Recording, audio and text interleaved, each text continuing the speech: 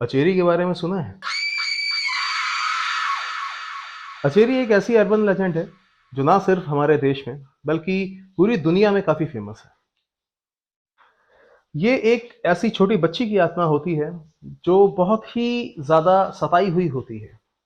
कहते हैं कि जब किसी छोटी बच्ची को मोलेस्ट करके या उसके साथ कुछ दुष्कर्म करके उसको मौत के घाट उतारा जाता है तब वो अचेरी बनती है। पहाड़ों में रहने रहने वाले लोगों का ये मानना है कि अचेरी नाम की एंटिटी उनके गांव को हॉन्ट करती है और अक्सर उन्हें जंगलों से जैसे किसी छोटी बच्ची की रोती हुई अगर आवाज आती सुनाई देती है तो उनके गांव के लिए वो बहुत ही ज्यादा एक बदकिस्मती लेकर आती है, महामारियां लेकर आती है। और ऐसे ही एक अचेरी की कहानी मैं आज आप सबको सुनाने वाला हूँ। नमस्कार दोस्तों, मैं अविनाश और अपने इस चैनल के माध्यम से मैं आप सबको सच्ची घटनाएं सुनाता हूँ, कुछ सच्चे पैरानॉर्मल कहानियां सुनाता हूँ जो लोगों ने अपनी लाइफ में एक्सपीरियंस की हैं। वैसे आज आपको माहौल थोड़ा-सा बदला हुआ सा नज़र आ रहा होगा।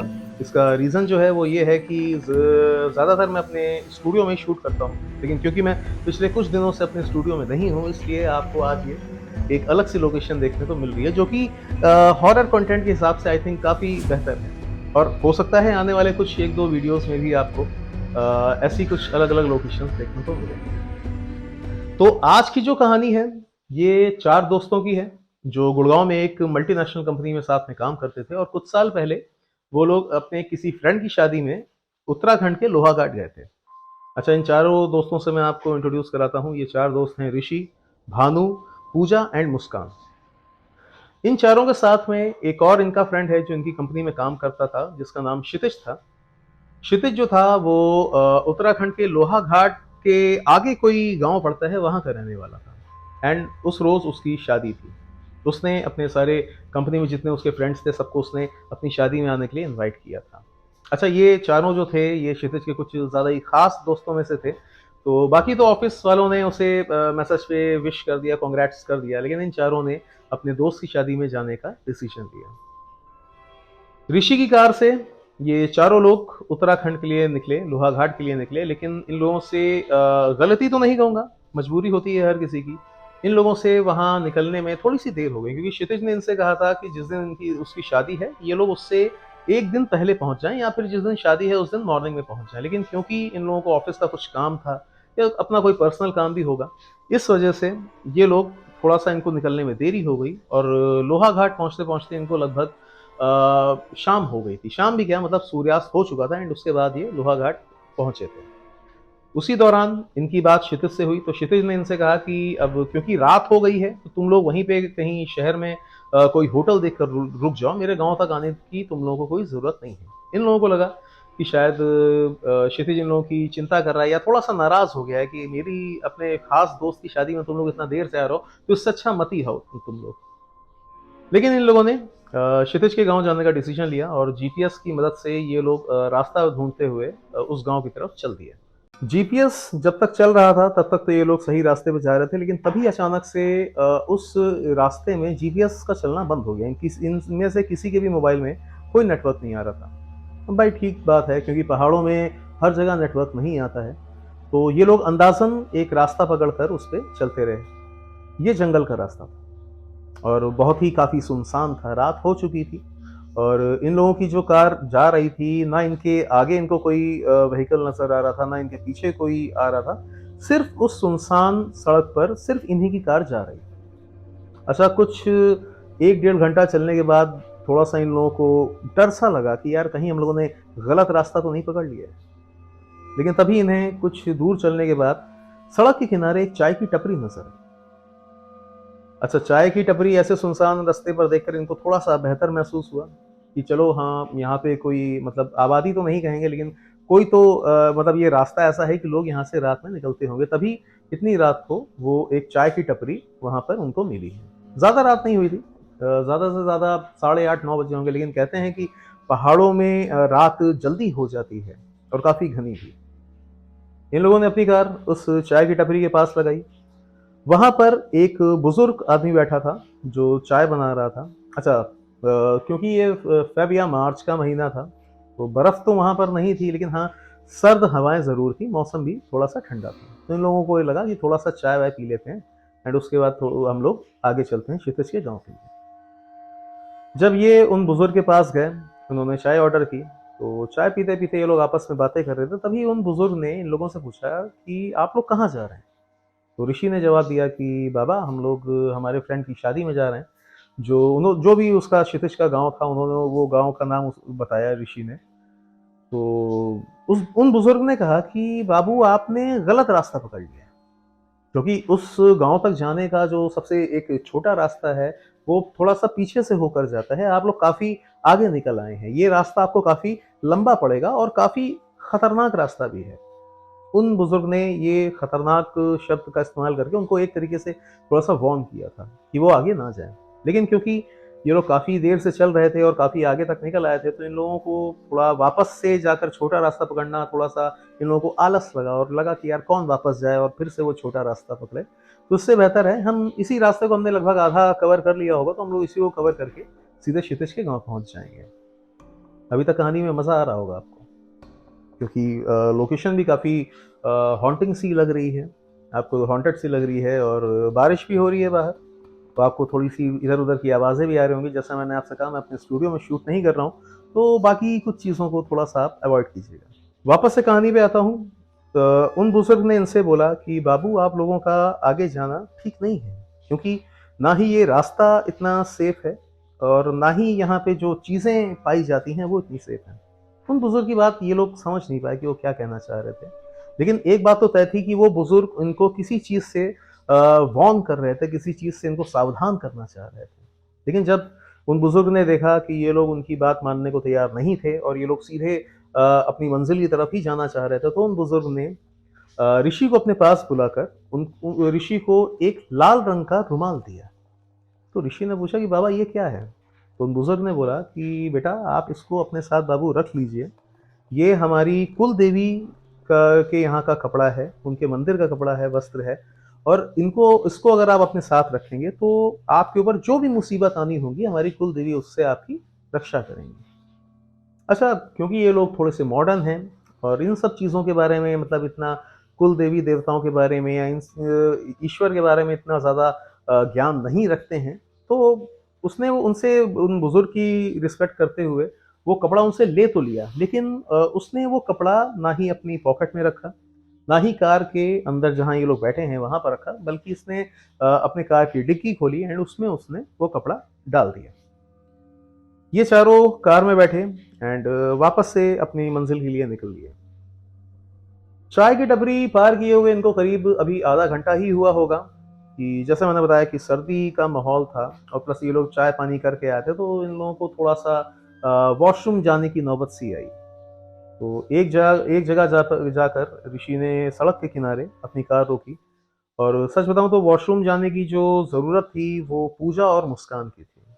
तो ऋषि ने बोला कि मैं कार में बैठा हूँ, तुम लोगों का वेट कर रहा हूँ, बिकॉज कार को ऐसे सुनसान रास्ते पर अकेले नहीं छोड़ सकते।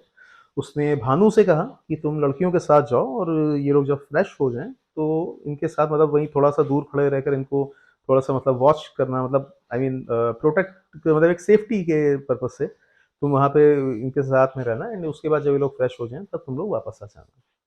ठीक है, इन लोगों ने वैसा ही किया।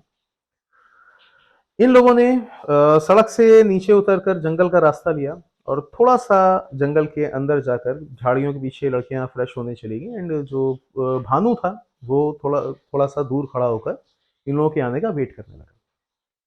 तभी अचानक भानु को किसी के रोने की आवाज आई। उसने अपने चारों तरफ देखा, लेकिन उसको अंधेरे में कुछ समझ में नहीं आया ये रोने की आवाज कहाँ से आ रही है। थोड़ी देर बाद जब मुस्कान और पूजा फ्रेश होकर वापस आए, तो भानु ने उनसे बोला कि क्या तुम लोगों को भी किसी के रोने की आवाज सुनाई दे रही है। उन लड़कियों ने जब गौर से सुना तो उन्होंने कहा, हाँ ये किसी के रोने की आवाज आ रही है, लेकिन कौन हो सकता है इस घने जंगल में, इस रात के वक्त, इस सुनसान इलाके में कौन हो सकता है और क्यों रो रहा होगा। अच्छा, क्योंकि सुनसान रास्ता था तो उनको अपनी सेफ्टी की भी चिंता थी, क्योंकि उन लोगों के दिमाग में कोई ऐसी पैरानॉर्मल ये चीज़ें ऐसी नहीं चल रही थी। उनके दिमाग में हाँ ये ज़रूर था कि कोई कुछ लुटेरा ना हो या कुछ ऐसे अराजक तत्व ना हो जो इनको थोड़ा सा लूट लें या इनको थोड़ा सा किसी तरह का नुकसान कुछ पहुंचाए। लेकिन उसके बावजूद इन लोगों ने उस आवाज़ के पीछे जाने का डिसीजन लिया। भानु, मुस्कान एंड पूजा उस आवाज का पीछा करते हुए थोड़ा जंगल के और अंदर जाने लगे। इन लोगों ने अपने मोबाइल की टॉर्च ऑन की थी और उसकी रोशनी से ये लोग देखकर आगे चल रहे थे कि तभी इनको एक पेड़ के नीचे कोई बैठा हुआ नजर आया। जब ये धीरे धीरे उसके पास गए तो इन्होंने देखा कि वहां पर एक महज 13-14 साल की एक छोटी बच्ची बैठी थी, जो ऐसे सर नीचे करके रो रही थी। उसके रोने की आवाज में कुछ एक अजीब सा दर्द था, जो शायद इन लोगों के दिल में एक अजीब सी बेचैनी पैदा कर रहा था।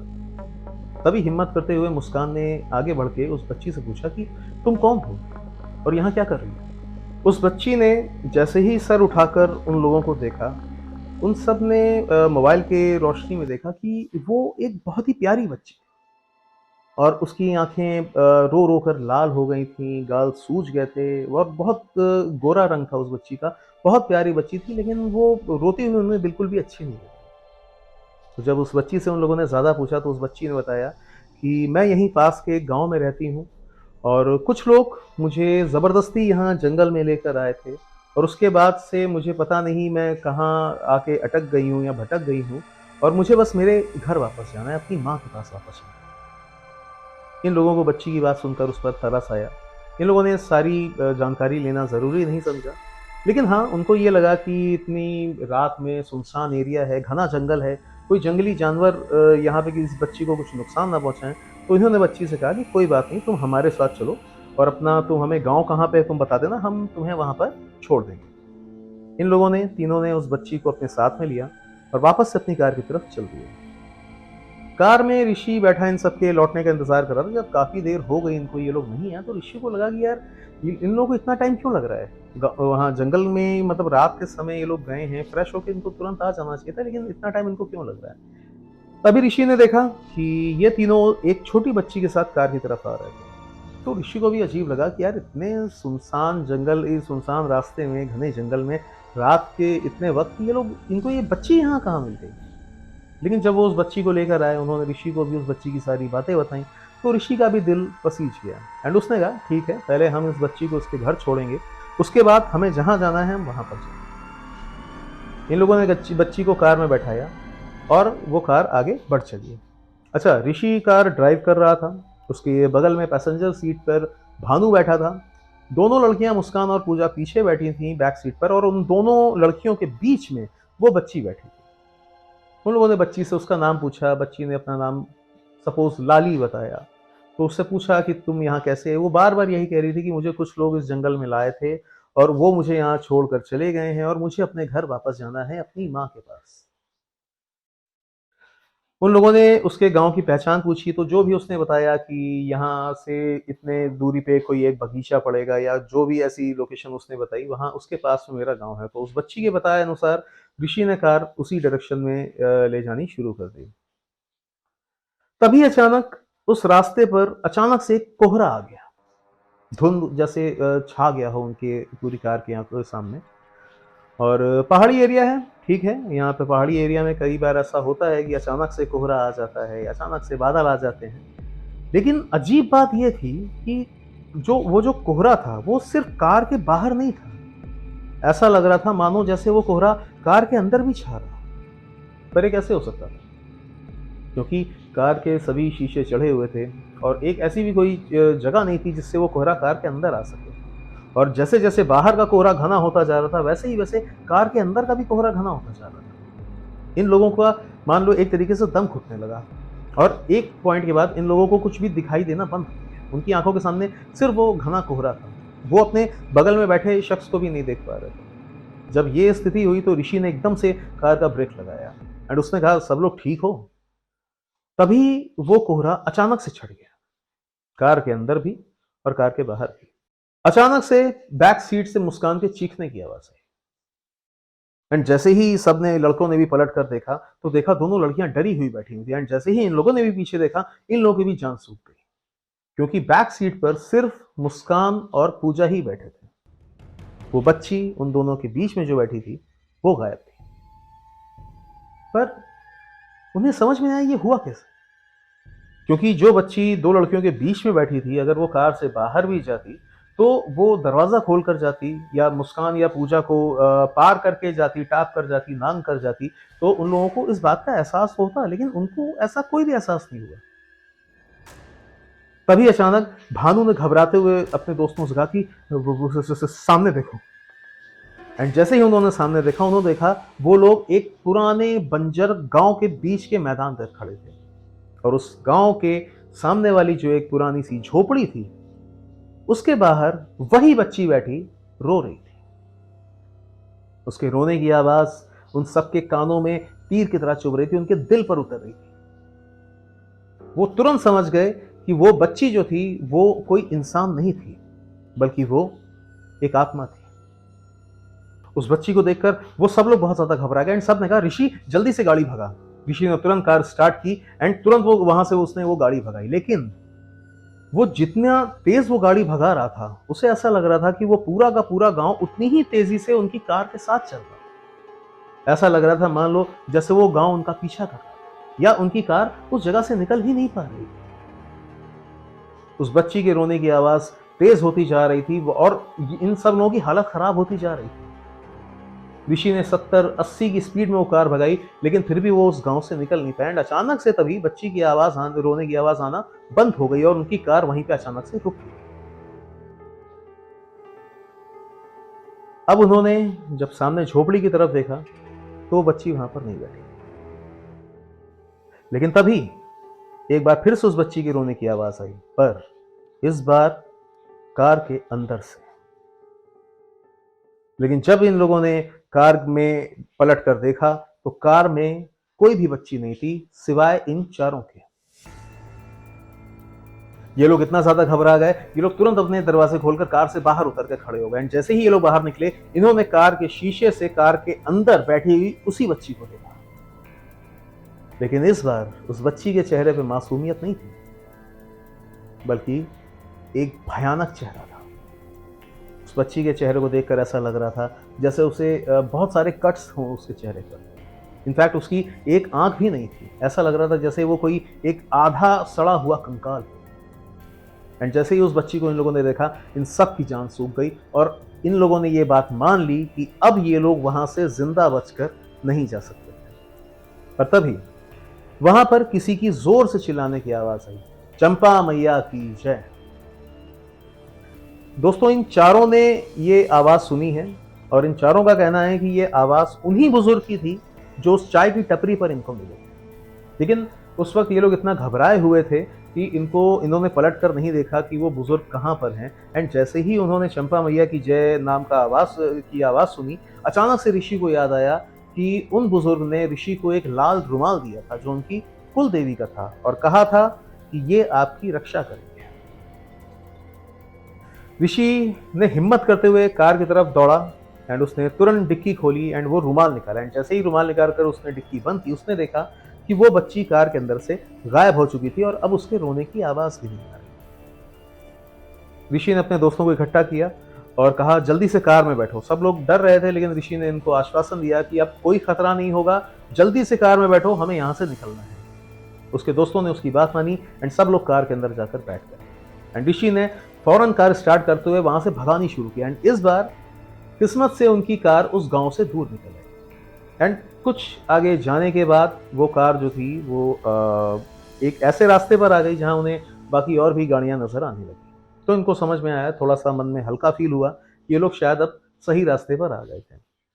कुछ एक दो लोगों से रास्ता पूछकर ये लोग क्षितिज के गांव पहुंचे। एंड जब वो लोग वहां पहुंचे तो क्षितिज की शादी हो चुकी थी और उस वक्त सवेरे के 4:15 बज रहे थे।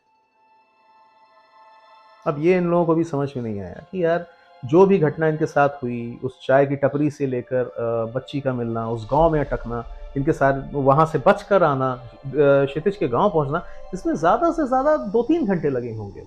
एंड रात में 8, 8:30 बजे जब ये लोग वहां से निकले थे तो 2-3 घंटे इनके जो बीते तो अचानक से सवेरे के 4 कैसे बजे? क्योंकि इनका पूरे कॉन्फिडेंस है इनको इस बात पर कि इन लोगों को वो इतना टाइम नहीं लगा वहां क्षितिज के गांव तक पहुंचने में। तो फिर वो टाइम इनके हाथों से कैसे स्लिप हो गया? जब क्षितिज ने इन लोगों को उस वक्त अपने घर के बाहर देखा तो वो थोड़ा-सा शॉक था कि तुम लोग इस वक़्त यहाँ कैसे आ गए और कौन से रास्ते से आए हो तुम लोग? तब इन्होंने क्षितिज को सारी बातें बताई। जब इन्होंने सारी बात क्षितिज को बताई, तब क्षितिज ने बोला कि मैंने इसीलिए तुम लोगों को मना किया, क्योंकि मैं जानता था कि रात के वक़्त उस रास्ते से आना बिल्कुल भी खतरे से खाली नहीं। जब इन्होंने उस बच्ची के बारे में क्षितिज को बताया, तो क्षितिज ने उनको एक ऐसी कहानी सुनाई, एक ऐसी सच्ची कहानी सुनाई जो उसके गाँव के आस-पास बहुत साल पुरानी, बहुत फ़ेमस कहानी थी। क्षितिज ने उन्हें बताया कि आज से तकरीबन 70-80 साल पहले, जब हमारा देश आज़ाद होने वाला था या हुआ नहीं था, उस वक़्त उस गाँव में एक छोटी बच्ची रहती थी। कुल करीब वहाँ पे 20-25 परिवार रहते होंगे, जिनमें से एक परिवार में एक छोटी बच्ची रहती थी, जिसकी उम्र महज़ 13-14 साल थी।